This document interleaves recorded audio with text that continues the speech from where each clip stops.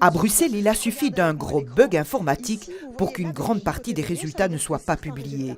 À l'origine du problème, une incohérence détectée dans le système au moment de la totalisation des votes, non pas des listes mais des votes de préférence.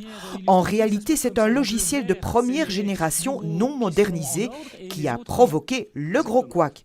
Et pourtant, il a été testé. Lors de la lecture des disquettes, on a constaté qu'il y avait des incohérences dans les votes nominatifs. En tout cas, le logiciel en détectait, alors qu'il normalement il n'y en a pas évidemment.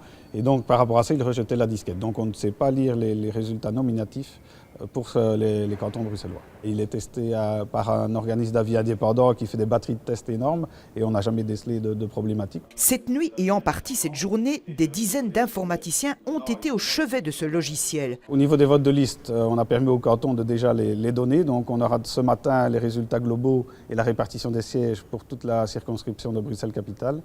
Et à côté, pour les votes nominatifs, évidemment, la firme est en train de travailler à fond pour trouver la solution. Dimanche, 2 communes, Woluwe-Saint-Pierre et Saint-Gilles, ont utilisé un nouveau logiciel de totalisation des votes, comme en Flandre, où il n'y a pas eu de problème.